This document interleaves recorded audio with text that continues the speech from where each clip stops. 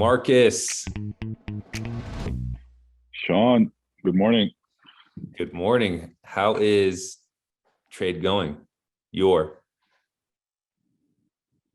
I'm still building my stack. are you So no building? trading, just building. Are you stacking humble, staying sats? I have it's easier for me to stack than to stay humble. I'm horrible at staying humble. And I get called out for it. You get called out for it. Who's calling you out for it? I don't know, all these Twitter trolls. That's okay though. That's I deserve it. I I called think I tweeted never below 20K again like 6 weeks ago, and I said fight me. So I fought a lot of people and I got tweet stamped, and people are calling me out now that we're below 20K again. So I guess I deserve it. correct. Marcus is But predicting once we get over 20K, it's never going under again. There, I never. said it again. Yeah. It's not going Never again. never again. So you're building, you're fighting, and you're stacking. You're keeping up with yellow's three rules for a successful bear market: stack, Yeah, fight, build. Let's go. Okay. yeah. Well, welcome everybody to Bitcoiners Guide. This is the show that we wish we would have had when we first started learning about Bitcoin. So we made it for you. We are Bitcoin only, no crypto. That's one of the first things you got to learn when you get into Bitcoin. Today, we're going to do a little price stamp and time stamp. Today is Wednesday, August 31st, 8:39 a.m. Very rare that we record in the a.m., but that's what we're doing today. Yeah. Mountain Standard Time. Do a little price stamp for all of you Bitcoiners guiders that are out there. The current price of Bitcoin is $20,000 and some change, up 1.45% Oh, in the last we're 24 back up above hours. 20K. We are back up above Never below 20K again, baby. never below 20K again until we go You've heard below it here. 20K again. And you know You can what? save this video. Bitcoin, the price, it goes up, it goes down, and in the long run, it goes up. So you got to take the hits. You got to ride that little roller coaster. That's what we do out here. So today, Sean, today you wanted to, we're going to talk about how to orange pill people, right? Yeah, But let's do a let's talk a little price today. Just, something. I mean, okay. most people are like completely depressed about the price right now. I don't Depressed. know, have we had capitulation? I think people are still calling for like 12K. I'm hearing a lot. Some people are even calling for 5K Bitcoin. Yeah, I mean, look, I'll take that. I'll take 5K Bitcoin all day, every day. And if you wouldn't take it, then you're not a Bitcoiner yet, because you don't want the cheap corn. Or you've just stopped working and you're just waiting for that So corn. what are you saying? Are you like fully flush in cash now, waiting for the dip? No, I'm always fiat poor. Let's keep that very clear. I am always fiat because I got an addiction, and my addiction is smash buying the corn. I smash buy. I'm addicted. I do it humbly. I stack humble, and I stay sats. That's what I do. But here's what I was gonna say is the price of Bitcoin. Well, you were saying people are calling for these lows, right? I don't think anyone's calling for it if we were in just like a decently normal market, but there's a lot of people that are foreseeing a deep recession. That's how they're putting it out there. Deep. They're scared. Recession's coming. Well, we're already in a recession, first of all, and it might get deeper. It probably will. And so people think, well, Bitcoin's that risk on asset. And when the regular markets tumble, Bitcoin goes down harder. That could be true, but right now what I'm seeing is it looks like all the people who were gonna sell have already sold, because it's hard to keep Bitcoin under 20K. What are your thoughts, Marcus? Yeah, it's what I was thinking while you were talking. It's like we seem to be in like this crazy scenario right now already. If I'm seeing all these weird charts about like natural gas prices like in Europe Yeah, Germany, going right? Yeah. absolutely parabolic, right? So to me, that seems that it's not going to keep doing that. Can't, There might even be like a shorting opportunity there. I'm not that sophisticated. I don't worry with that, but should sometimes have I'm like, swung. oh, should I short this? Because Yeah. honestly, I think in the next 3 months we're going to see a reversal, and those prices are going to come back down, and then by the end of next year we're all going to be like, oh yeah, you remember that like gas prices were shooting up back in like 2022? What happened? It's like sometime. And if you look at the historicals of those graphs, you'll see like these other parabolic moments, and then usually they're like a spike that comes down really quickly too. The new level is what's more interesting, because right now it's spiking up to like 10 times, 15 Yeah. times normal prices. I mean, a doubling is usually pretty critical already for any economy. If like your natural gas prices like double, that's pretty serious. So to what level is it going to come back down is the bigger question to me, and how fast or how long will this take? But I'm thinking in the next 3 to 6 months, this whole natural gas stuff and heating thing will probably come down. I could be wrong. Some people will yell at me and be like, no, you have no idea. We're going to go into a winter of hell for Europe, blah, blah, blah. But, markets usually tend to correct themselves, right? There's no massive shortage of natural gas all of a sudden in the world. I mean, whatever's below ground hasn't changed. It's just that the politics have changed. So my feeling is that we are like somewhere close to like this peak craziness in this Russia energy thing. Yeah. And I think a lot of people are going to make a lot of money off of it, probably like they already made, and now they're probably going to make a lot of money shorting it again.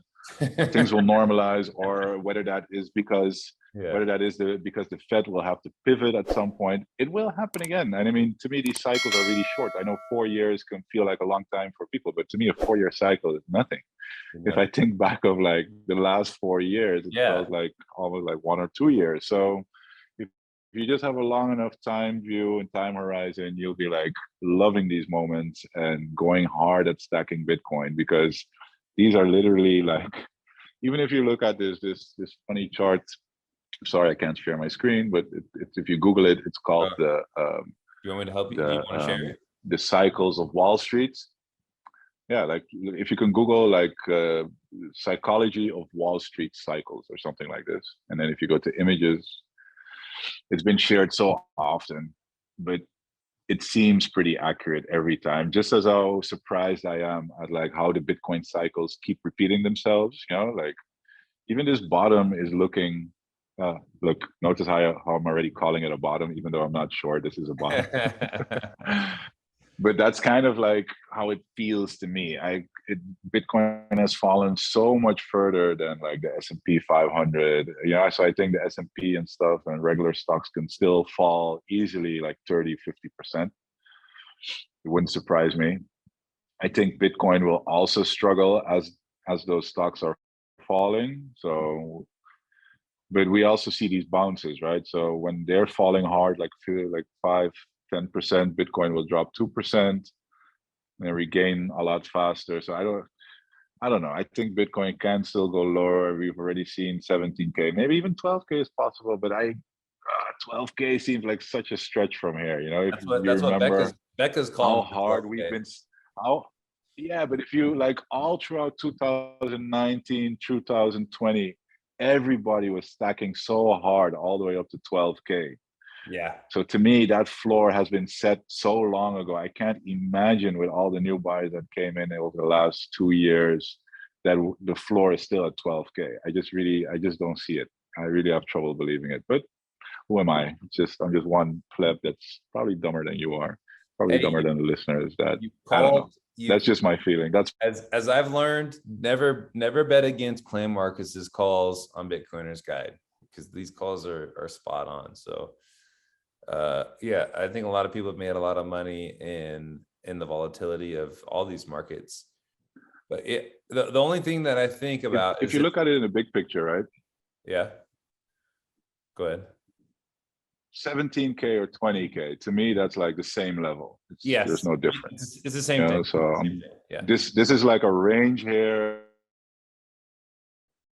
Okay, whether it's like 16 or 17, 18, 19, 20 to 25, whatever. That's in a long picture, you know. And then where are we going to go after that? We might hover here, we might jump back to 30 or 40K range, maybe even 50K range. If you compare it to like the last cycle, maybe hover there, maybe fall back down to 25, or we just, at some point, we're going to approach the halving in 2024. That's when I think we're going to see the floor really being raised permanently. And I'm not making any predictions yet on where we're going. It's always funny. You think about after the halving, I think, yeah. Sorry, I cut you off. Yeah, just to finish, after the halving, I think we're definitely going to go higher. So we're going to go way higher than 50K. I'm pretty sure we are going to break the 100K. But I've become a lot more careful in wanting to predict where we're going to go after the halving, like what the top is going to be. No clue. Yeah. I'm not going to burn myself on that. But point being is, right, so what is the price going to do? Short term, who knows? I don't know. But if I just look at it in cycles, 4 years, and then another cycle, another 8 years, that's what I'm dealing with. You know, every Bitcoin I buy is just off the market. I'm never selling it for like at least 12 years, at least, you know, like probably never, but I'm just not. So yeah, just keep building your stack, keep that low time preference. You're not going to get rich quick unless you want to try to trade, but then you usually end up losing more Bitcoin than you had in the first place. So you're better off just DCAing. And DCA hard at these like scary times. It feels like more scary now than when it's at 50K, but this is the freaking time. So, and that's what bothers me with like some of these other influencers out there. Now they're talking about it's okay to sell a little bit of your Bitcoin to get through these areas and stuff. While at the top, you don't hear this kind of speak, you know. They should be, you know, when Bitcoin is like pumping and mooning and everybody's dancing and celebrating, that's when people should be saying it's okay to take a little bit of profit. You know, that's when you need to give that advice, not when we're at the lows. Come on, you know, this is the time. This is the time when you remortgage your house. No financial advice, but yeah. No, this is the time. This is the time. Yeah, this is the time that you go hard, because like 20K Bitcoin. When are we ever going to get this opportunity again where we're going to have Bitcoin sitting at or below 20K? And I think, and it could happen for the next 2 years, right? Until the halving. So this is an awesome time. I think what people say, why they're saying like that, you know, Dr. Jeff came on Meme Factory, right? The reason why he said that Bitcoin could go below, down to 15 or below, is because he's saying that it only trades on the macro right now, and the macro looks terrible. And I guess if, you know, this is presupposing that the people who, because we were at 69K. So you got to think Bitcoin's a leading indicator of what the markets are going to do. So I look at it like the people who've already sold have already sold, and they might not even have any more Bitcoin left. And I guess what you worry about is if there's contagion in the credit markets, and people are getting margin called in the credit market, or in the equity markets, excuse me, like the stock market, then they will sell their Bitcoin to cover those margin calls. I don't know. That's what I don't know, is how many people that have Bitcoin are in risk of margin calls in the equity markets. That's the question that you have to ask yourself. There could be a lot of people, there could be a little bit of people. No one really knows. So you heard it here first, everybody. We have no idea what the Bitcoin price will do. But it will go up in the long term. Did you hear anything about the Mt. Gox state of affairs? Yeah, there's always Mt. Gox FUD. You know, they have all this Bitcoin coming online that'll come back. I don't know. Have you looked into that? Have you looked into this? All right, just for the noobs who have no idea what Mt. Gox is, right? It was like the first exchange where people could buy Bitcoin, and it got hacked or rug pulled, and a lot of people had all their Bitcoin there, lost their Bitcoin. But this was at a time when Bitcoin was like $1 or $10 or whatever, you know. So if you put in $100, you had 10 Bitcoin. Yeah, or more. So a lot of this Bitcoin that was stolen or rugged back then has been recovered or has been held in escrow, whatever. I'm not even sure of what the status is. All I've been hearing is that this court case is reaching this point where they're about to return the Bitcoin to their original owners, or at least portions of it. And it's a fairly big number, right? Wasn't it something like in the order of 100,000 Bitcoin? It was like 140,000. Yeah, 146,000. So I could be wrong, that's, but that's something. that's Yeah, a it's over very 100,000. significant number of Bitcoin. Yeah. Yeah. So that's why this is great FUD, first of all. Yeah. Fear, uncertainty, and doubt, right? So the big question is, Will they when sell? are they getting it? Will they hand out this 140,000 Bitcoin all on the same day? And the people who are receiving this Bitcoin, how much will they sell? Because, as I said before, I don't think it's a question if they will sell, because of course a certain percentage will be sold. Yeah, but how much? But how much? And that is just a guessing man's game. Yeah, I don't think even English. I don't think. Yeah, that's great English. I don't think that that they will sell enough to really affect the price. That's how I look at it. I don't think enough Bitcoin from the Mt. Gox the court case will get into hands that will sell. I don't think, and if it does affect price, what, $1,000 at most it'll go down. Nothing crazy. So you've run the numbers. Yeah, that's just a gut feeling. Yeah, that's how I look at it. I think it's more FUD. It's more FUD in a bear market. This is the time to stack Bitcoin. This is the time to like human nature. It works against you when it's like FOMO time and we're at the tops. That's when everyone's just piling in. But then when you get down to 20K and you're like, man, when I was buying at 50 or 60, I wish I could have had 20K Bitcoin. Exactly. Everybody was praying for like a 60, 70% discount. Well, here you go. Now you have it. And you're expecting another 50% discount on top of the discount you already got. You know, where does it end, Diane? Yeah.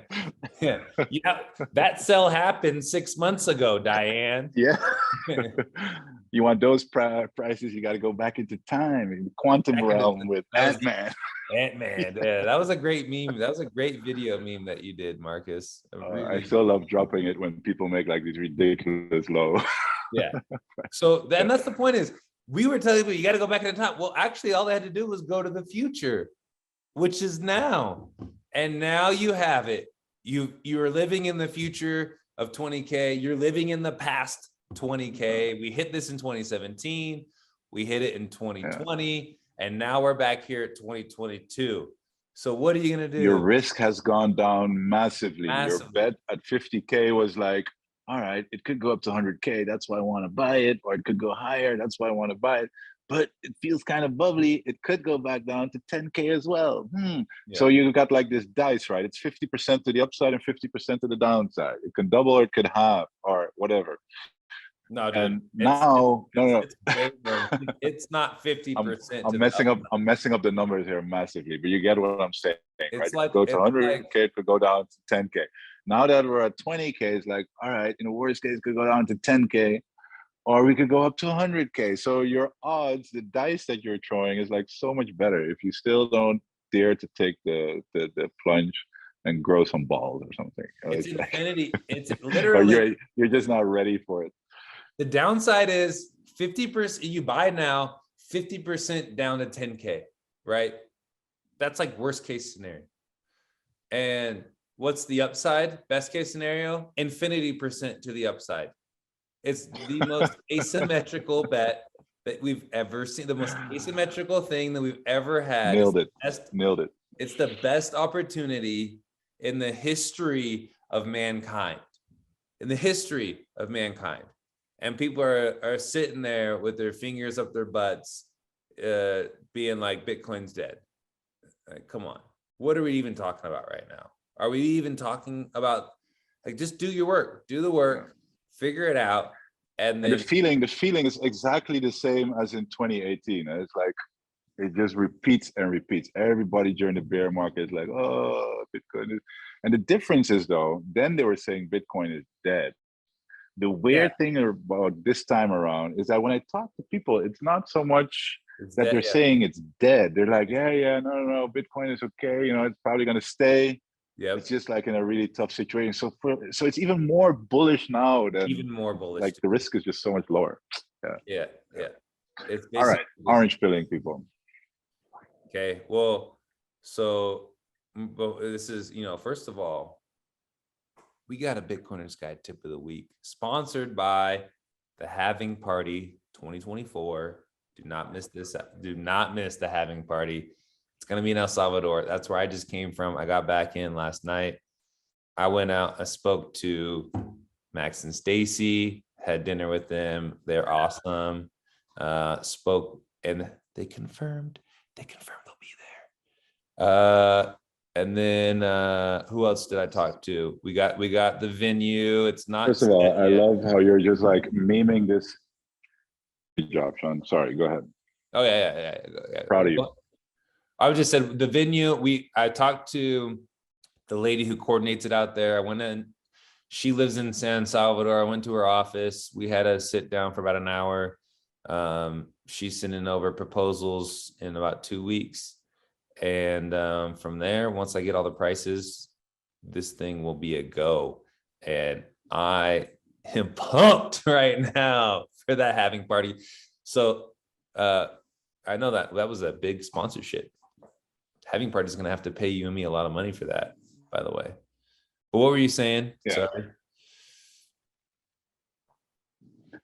No, I just said I'm proud of you how you just like meme this into reality. And where can we send people to get their tickets? Oh, they can wait. In due time, it will come. It will come in due time. Oof.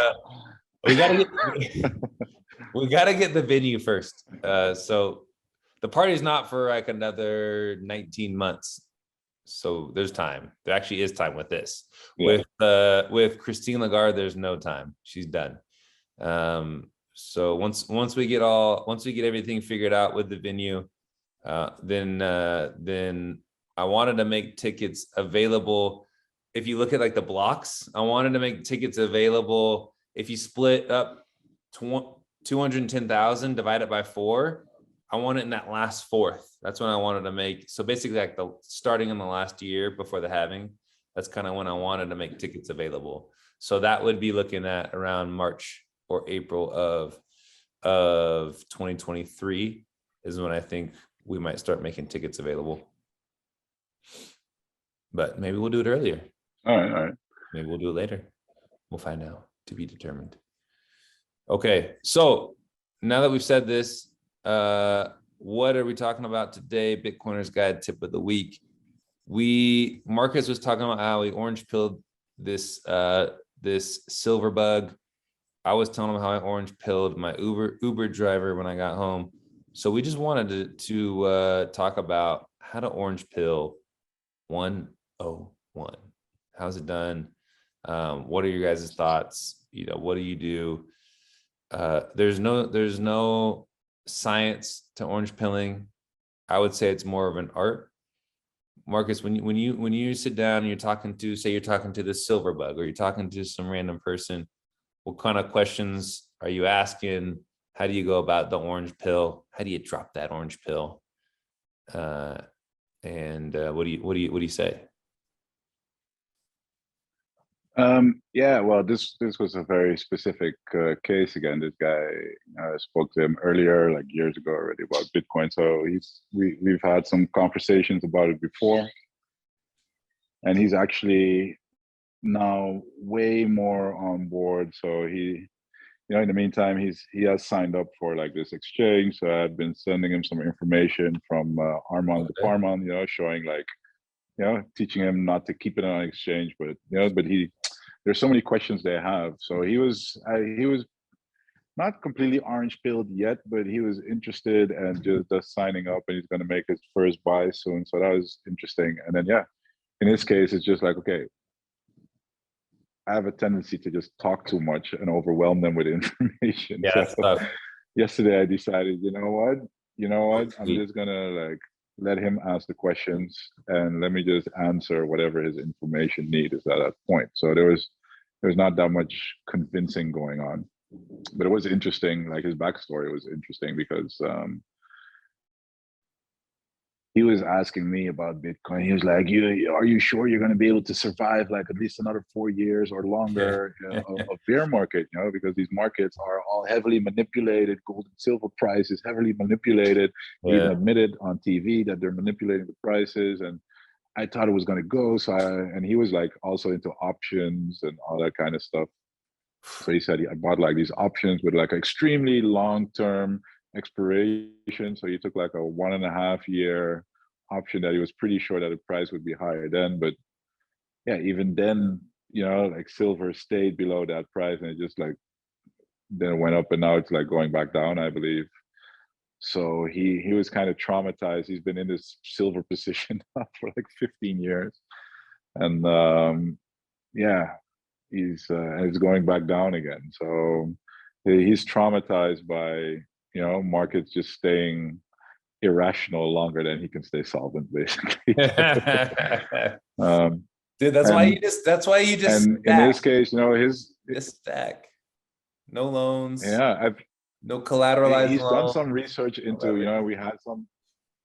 We've had some discussions about whether Bitcoin, like Bitcoin is digital and it's not a tangible thing. And when the internet goes down, you're going to need, and gold has this history of 5,000 years. So we've covered all that. So we didn't have to discuss too much. Yeah, we didn't have to discuss too much at that level. And he was more interested in really like the practical stuff, like what are trusted exchanges and how do I get it off an exchange, and what's the difference between Bitcoin and Lightning and what's the best way for me to store it. And, we're here on an island, so we have these additional problems here that, a lot of the exchanges won't accept you because the banks here are just, it's another fiat conspiracy where like if the money doesn't come in through the IMF, they're blocking you. So it's, they have extra challenges getting an account on exchange, also getting hardware devices because you have to ship it out here, so you just need a lot of practical information of how to get started. That was yesterday, but I'm curious about that Uber driver in El Salvador. Yeah, well, he was Venezuelan. Was the Uber driver when I got back home. So I flew in, got into Salt Lake City. I was just gonna say, I feel like gold bugs and silver bugs, they get a lot of it, right? They understand the importance of self-custody and they've just been beaten down by manipulated paper gold or paper silver. So, but yeah, the Uber driver, he was from Venezuela. He's been in the States for a couple of years now. Shout out to Apex Malandrox 7. He's a Venezuelan Bitcoiner, cool dude. And I was talking to him a lot. He was down in El Salvador too. This week, and I was down there with Winekiss and some other guys as well, and we got to just sit down and talk, and we're talking a lot of time in Spanish. So then my Spanish got extra crispy, was feeling good. I started talking to him. I said his name correctly. His name is Efrain, and he was like, you're the first American that's ever said my name correctly, and I was like, oh well, I speak Spanish. And so I was like, I could tell it was a Spanish name. And so then we just started talking. He was like, where are you coming from? I was like, oh, I was in El Salvador. He was like, why? I told him I was down there mainly for Bitcoin. And then he got on the topic that he had bought some Bitcoin, but he didn't really know much. He bought a little bit of Dogecoin. So, and then I started talking to him like, dude, I'm Bitcoin only. Don't buy any other crap. And then basically I just started asking some questions. I think whenever like I get on the topic of Bitcoin, I like to get some information first about the person. Like if I'm going to orange pill, it's more just gathering information. Like how much do they know? What do they know that just ain't so, And so I like to get those questions out of the way. Like, hey, what do you even know about Bitcoin? Like what? Like, and most of the times people say, "Oh, I don't really know anything," you know. So I know he's Venezuelan because he told me. So then I just go, look, Bitcoin, you know, they're printing trillions, billions of dollars. And he was like, yeah, I know what that's like. He was like, they literally had in Venezuela, he was like, they basically one day they printed so much money that they said a 7 million bolivar was now just a 7 bolivar. They just took the 7 zeros off of it, or the Wow. 6 zeros off of it. And so they just said, Yeah. okay, this 7 now that's 7, because they wouldn't have to print as much paper, right? And that doesn't help with inflation. It just rebrands the inflation. The inflation's still there. They still have to print all that money continually. So It provides room for another 6 zeros of inflation. exactly. And so then we got talking, and I was like, yeah, Bitcoin's, you know, obviously the stuff that all of us Bitcoiners know, that it has the hard cap of 21 million. And I try to keep it very simple. And I try to just find out, like, where does Right. this person So have this pain, guy, right? yeah, so Sorry. he already bought some, right? So he was already like a Yeah, little but bit he off didn't. already. I think he had So he sold was it all. open to it. Yeah, Uh, he had some on Robinhood. He had some on Robinhood, and so he was like, "What do you think about Robinhood?" And I was like, "Well, you can just buy a bunch of other garbage out there on Robinhood too." So I got him to download Wallet of Satoshi. I got him to download Strike, because both of those are Lightning wallets. And then I was like, here, like, here's how you receive Bitcoin. I was like, this is what I was doing in El Salvador. I was literally, I told him this. I said, this is what I was doing. I was paying for everything using the QR code. It would do, and I would pay for my food. I was paying for pupusas. I was paying for whatever, literally paying for it just like this, and in Bitcoin. And so I paid one Strike to Strike, and then I did one Wallet of Satoshi to Strike to show him. I was like, because he was like, oh, it's kind of like Venmo. I was like, yeah, but it's Bitcoin. It's not dollars that you're transferring. And I was like, but with Venmo, Venmo is a closed system. You can only transfer from Venmo to Venmo. You can't transfer from some other app to Venmo. And I was like, with Bitcoin, you can do any app to any app. And I was like, watch. And then I did Wallet of Satoshi to Strike. And I was like, that's how this works. And then my biggest thing too is, then I just tell them, don't trade it. It's like, dude, don't try to, because that's the question everyone has. Oh, I saw it was up at 70K, now it's down at 20. What do you think's going to happen? And I'm like, Yeah.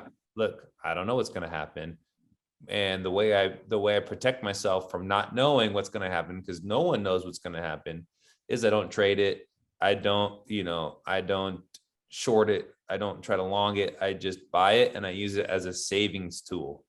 And I think that's actually pretty mind blowing for a lot of people, because they look at it and they're like, you gotta trade it. You gotta trade this thing. And when you just tell them, look, just buy a little bit every week and set it aside, and then, or buy some every day, or buy some every month, set it aside, and then wake up in 2032 and then come talk to me, and that's like, I think a lot of people that like changes their mind on, oh, it's not this stock that I have to trade all the time. It's, I can work and then just save a little bit in it. And so I was like, yeah, dude, set up that DCA on Strike and then get going on it. And so Yeah. I think Yeah. I think hopefully that'll work out for him. Maybe he'll listen to me, maybe he won't. it's so funny because I remember,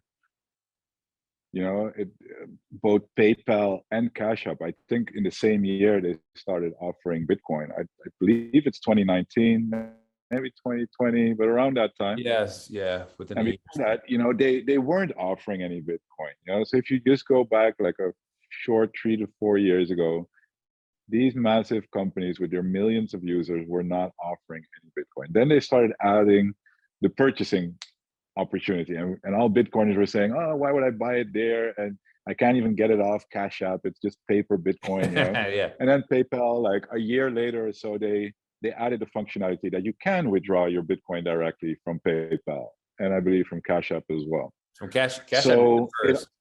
Yeah. Cash App was probably first, yeah. But the point being, I don't know the exact dates anymore because time kind of gets blurred. But this has all happened in the last 3 years, you Yeah. know. And sometimes she seems to go slow, but it's happening. And now you're talking to a taxi driver or Uber driver there that actually bought it through Cash App. So you're literally seeing like this Robinhood. whole thing playing out where more and more companies are literally offering it.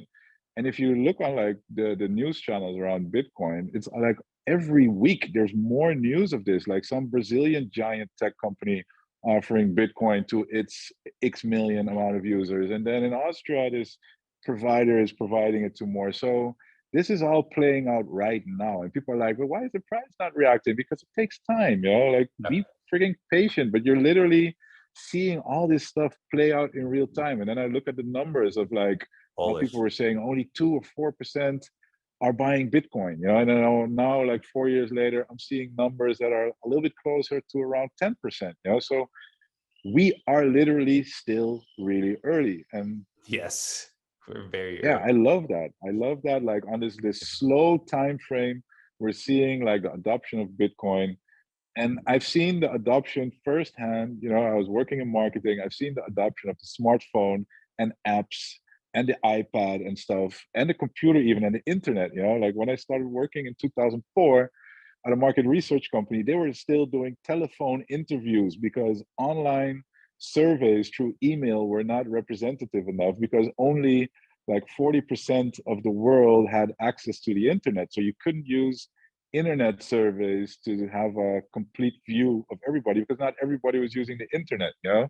Yeah. And then I've just watched this internet penetration number climb up to 70 or 60%, 75%, 80%, 90%. And now it's somewhere up to like 97% in the Netherlands, you know? And I'm expecting like a similar type path for Bitcoin, where right now we're only close to 10%, maybe a little bit above it, maybe a little bit under it, depending on what country you're in. But yeah, this is all happening in the next decade or so. So, and as with more and more people using it, the value of this network, you know, it's not only just holding the money, but it's if you hold it and I hold it and you're, you know, we're going to start to think of more ways to use it and to apply it for. And more companies will come up with services to do it. So people are just way underestimating this thing. All right, I'm going off of this complete rant now again. What else was No, this Uber driver asking you? no, but Because I think you brought up a good point though, was that it's becoming easier to orange pill because there's so much more right, access. Like everyone's had, you know, in 2019 when I was telling people, yeah, I'm going really hard right now, I'm buying Bitcoin. Like that was like the first time that these people had heard it. And now, like now when I talk to, you know, that was my friends, and now obviously they hear it all the time from me if they ask. And but if you look at like who are like regular random strangers that you're just meeting on the street, they've heard of Bitcoin, that people are buying it now too. The only thing that is hard is when you bring up Bitcoin, that people automatically they get it convoluted with NFTs and crypto. And so that's like now that's become right when you orange pill it in different years, you need a different strategy. The strategy now is to say, look, Bitcoin's different than crypto and NFTs. Those are all just running off the coattails of Bitcoin. They all end up, you know, they trend towards zero versus Bitcoin. You look at the charts, the pairing, the BTC pairing of the whatever crypto, whatever your favorite crypto is, it's always trends to zero in Bitcoin terms.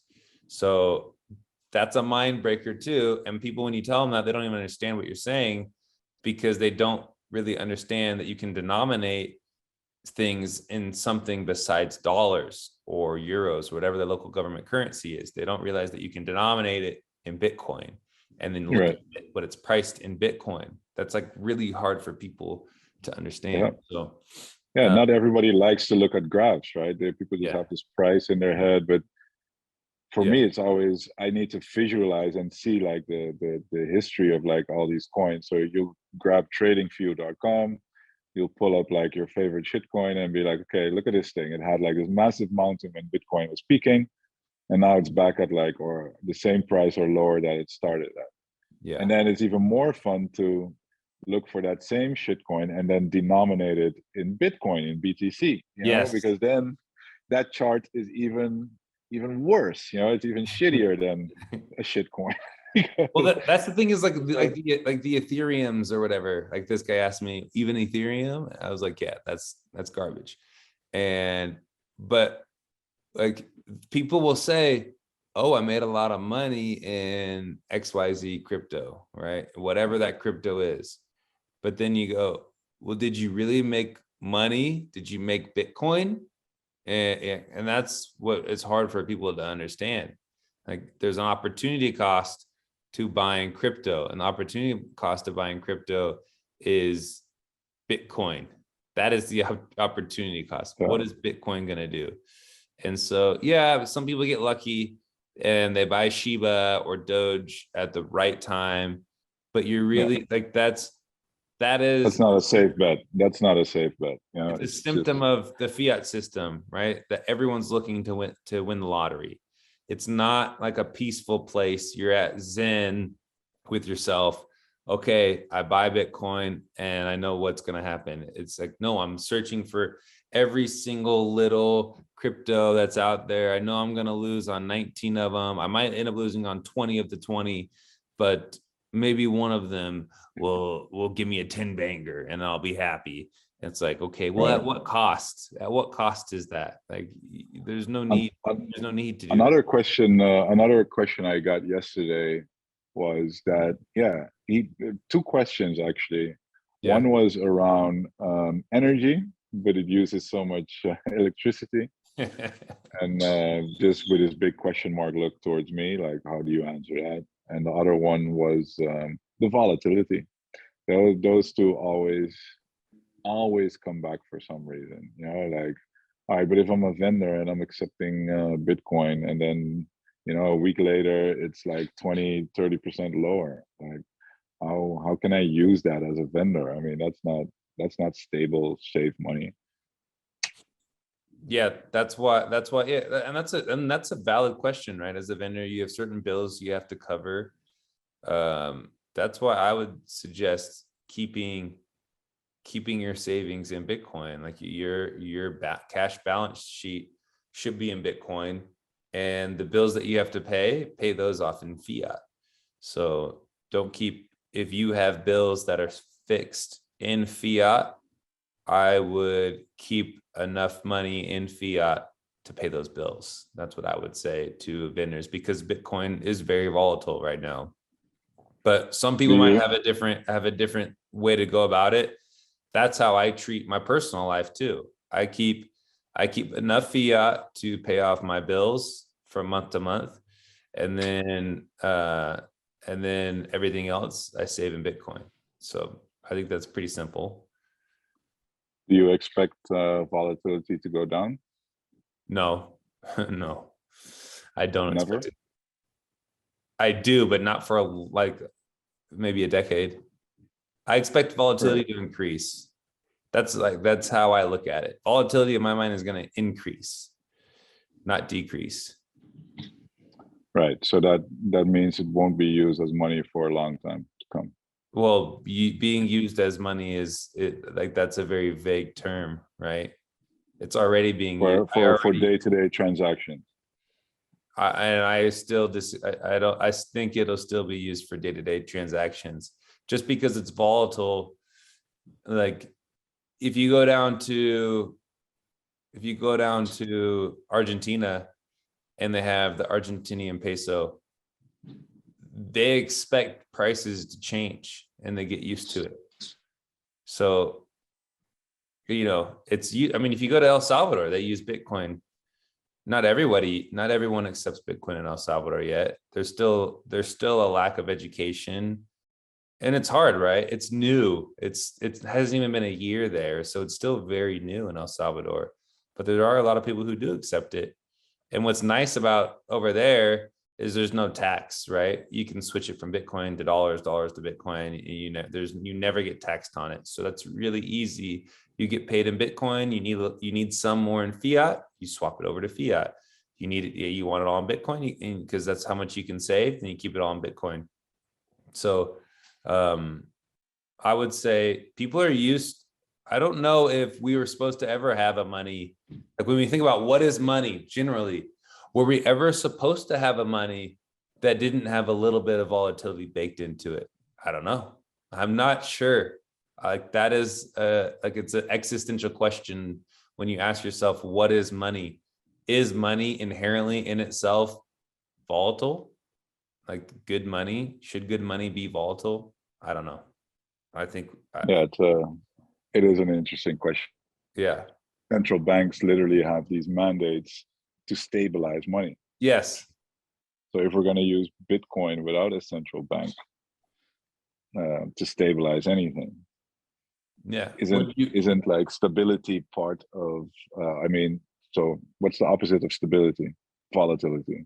So isn't volatility a natural occurrence? yeah, And it's natural, right?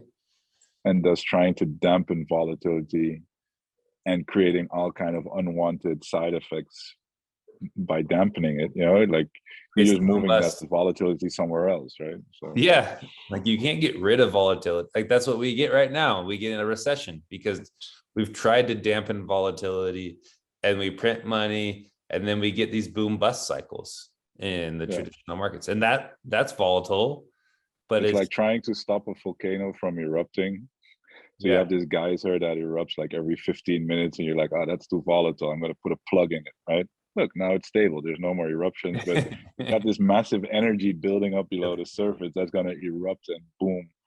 Yeah. You don't even know when or where, but it's going to be horrible when it does. So maybe it's better to just have that release valve now and then and just let it Yeah. occur naturally. It's an interesting topic, probably Yeah. way too deep to cover in the next 2 minutes, but Yeah, but I think it's good, and I think, and it's the same thing like with fires. Naturally, fires in forests are supposed to happen, and they burn the underbrush, and then and that keeps everything in a good state. But what happens when when there's a fire, and then we like go out there and try to dampen it down? Well, then you get a ton of buildup of all this dead brush because we've stopped the natural fires, and then huge or fires when one fire comes and then it causes a massive, it's the same thing as that volcano, right? But this is yeah, actually something that happens because humans interact with it, and we think that we can solve everything when yeah, when or you need to if you reinvent the wheel. You don't need to solve everything, just let it exist, let it be, and it will take care of itself.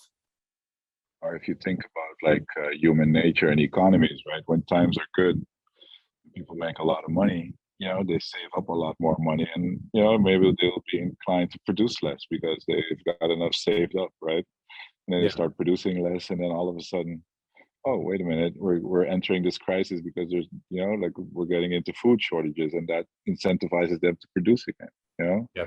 But then people will say, that's too volatile, these cycles, right? We just want a steady production line. So let's It'll get when figured out. they're making a lot of money, let's tax them, so that they don't, so they keep working, so they can't like build up any savings. But then you get like a nature event where you need those savings, and then you get like these unintended consequences because you've been taxing people, and now there's a shortage because you took away their savings from them. Or when they start depleting their savings, you're like, oh no, like I'll just hand out free money. Yeah, So you can, yeah, I really believe in just the natural correction of things yeah, through markets and individual players, and not some central entity deciding what's best for like an entire country or whatever. yeah. I think that's where we're going to end up, is getting to a point where we're okay with volatility, where we don't live in this world where we're all controlled by one central entity that can decide everything. Like, we're just going to be okay. Like, we'll let the free market decide, and that'll be okay. Like, But the we'll big just, question is will it be just like, will we see volatility of like 60-80%? Is that the type of volatility that occurs? We actually have no idea, yeah. Yeah, we don't know. I think because eventually I it do. tapers off, but I think I think Bitcoin gets more volatile in dollar terms because the dollar is, for the next decade or so, because the dollar is getting printed so much. Like it's not necessarily a volatility of Bitcoin, but it's the volatility of the dollar, right? When the dollar is getting printed and rates were low, Bitcoin's going up. But then when the dollar stops getting printed and then they ratchet up rates, then Bitcoin goes, it's like, it's Bitcoin that's volatile. Was it Bitcoin that was volatile? Or was it the money printer and the raising or lowering of rates that was volatile, right? So it depends what you denominate it in. Yeah. But don't you think there's also some volatility dampening that will occur Eventually, once yeah. like 70 or 80% of the population has like all their wealth in Bitcoin, supposing that is going to happen, you know? Yes, I do think that I do think that happens, but I don't think that happens for like another decade or so. So, but I still think that there will be volatility. It'll just be minimal volatility. And it won't be like, oh, prices are always the same no matter what. No, I think prices will always change in Bitcoin terms, and denominated in sats, prices will always change forever. And that's okay. Like there's nothing wrong with that, because it's a free market. So, and I think that's great. Like, not only is it not bad, I think that's better. It's better than what we have. So, all right, well, cool. I think that's, shall we call it a day. Call it George, call it Greg. Call it a Greg. Well, Marcus, that was a fun episode of Bitcoiner's Guide. Just wanted to mention this week, Shishi, he's a homesteader, Bitcoiner, Bitcoin Maxi, joins the Meme Factory podcast this Thursday, 7:30 p.m. live. Do not miss it. Also, remember, what you see here, what you hear here, when you leave here, don't just let it stay here. Please like, subscribe, share, comment, do whatever you got to do. Let your friends, your family know that the Bitcoiner's Guide exists. It just helps us out, get the word out, and we want to get as many people to get Bitcoin in their hands. So let them know. As for Bitcoiner's Guide, episode 28. 28. Proof of work. From Plan Marcus and Big Sean. We're over now. Have a great week. Later.